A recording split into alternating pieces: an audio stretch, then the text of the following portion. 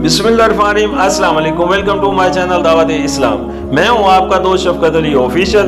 उम्मीद करता हूं कि आप सब लोग ईमान के आला दर्जे पे होंगे।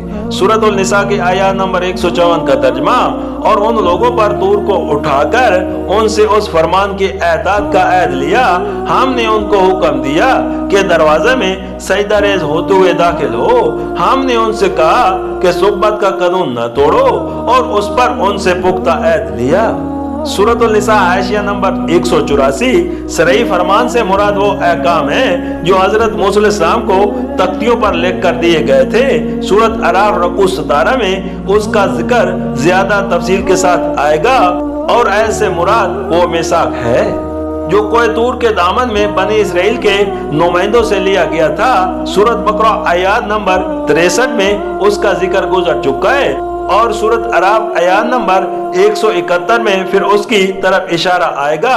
सूरत निसा हाशिया नंबर 185, सूरत बकरा आयत नंबर 158-59, हाशिया नंबर 75, सूरत निसा हाशिया नंबर 186, सूरत बकरा आयत नंबर 65, हाशिया नंबर 182-83।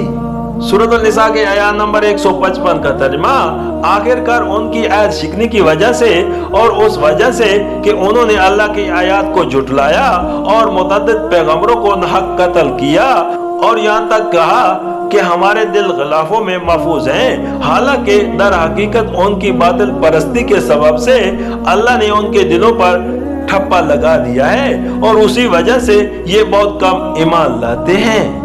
सूरतुल निसा हाशिया नंबर 187। यहूदियों के इस कौल की तरफ सूरत बकरा आयत नंबर 88 में भी इशारा किया गया है। दर हकीकत ये लोग तमाम बातिल परस्त जेला की तरफ उस बात पर फख्र करते थे कि जो ख्यालात और तस्यबात और रस्म व रिवाज हमने अपने बाप दादा से पाए हैं, उन पर हमारा अकीदा इतना पुख्ता है कि किसी तरह हम उनसे नहीं हटाए जा सकते। जब कभी खुदा की तरफ से पैगंबर ने आकर उनको समझाने की कोशिश की, उन्होंने उनको यही जवाब दिया कि तुम ख्वाह कोई दलील और कोई आयत ले आओ, हम तुम्हारी किसी बात का असर ना लेंगे।